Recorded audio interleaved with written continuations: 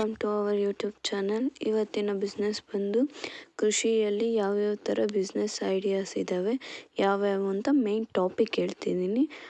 ಮುಂದಿನ ವಿಡಿಯೋದಲ್ಲಿ ಎಷ್ಟು ಖರ್ಚಾಗುತ್ತೆ, ಏನೇನು ಬೇಕಾಗುತ್ತೆ ಮತ್ತು ಯಾವ್ಯಾವ ಥರ ಮಾಡಬೇಕಾಗುತ್ತೆ, ಎಷ್ಟು ಲಾಭ ಬರುತ್ತೆ ಅನ್ನೋದು ವಿಷಯ ಎಲ್ಲನೂ ನೆಕ್ಸ್ಟ್ ವಿಡಿಯೋದಲ್ಲಿ ಡೀಟೇಲಿಂಗ್ ಆಗಿ ಹೇಳ್ತೀನಿ. ಈ ವಿಡಿಯೋದಲ್ಲಿ ಮೇನ್ ಟಾಪಿಕ್ ಮಾತ್ರ ಹೇಳ್ಕೊಂಡು ಹೋಗ್ತೀನಿ. ಮೊದಲನೇದಾಗಿ ಅಣಬೆ ಕೃಷಿನ ಈಗಂತೂ ತುಂಬ ಜನ ಮಾಡ್ತಾಯಿದ್ದಾರೆ, ಅದು ಬೆಸ್ಟ್ ಕೂಡ. ನೆಕ್ಸ್ಟು ಜೇನು ಕೃಷಿ ಪಡ್ದೇನೆ ಮಾಡ್ಬೋದಂಥದ್ದು ಕೃಷಿ ಅದು. ನೆಕ್ಸ್ಟ್ ಬಂದು ನರ್ಸರಿ ವ್ಯಾಪಾರ, ಇದಕ್ಕಂತೂ ತುಂಬ ಬೇಡಿಕೆ ಇದೆ. ಹೇಗೆ ನಾವು ವ್ಯಾಪಾರ ಮಾಡ್ತೀವೋ ಅದ್ರ ಮೇಲೆ ಆಗುತ್ತೆ. ನೆಕ್ಸ್ಟು ತರಕಾರಿ ಕೃಷಿ, ತರಕಾರಿಗಳನ್ನ ಬೆಳೆದು ಮಾರಾಟ ಮಾಡಬೇಕಾಗತ್ತೆ. 5ನೇದು ಬಂದು ಹರ್ಬಲ್ ಸಸ್ಯಗಳನ್ನೋದಾಗಿರುತ್ತೆ.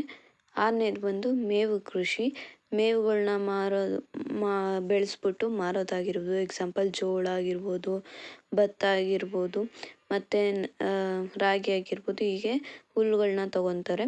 7ನೇದು ಬಂದು ಗೊಬ್ಬರ ತಯಾರಿಕೆ, ಹಸು ಸಗಣಿ ಆಗಿರ್ಬೋದು, ಕುರಿ ಸಗಣಿ ಆಗಿರ್ಬೋದು, ಕೋಳಿ ಗೊಬ್ಬರ ಆಗಿರ್ಬೋದು.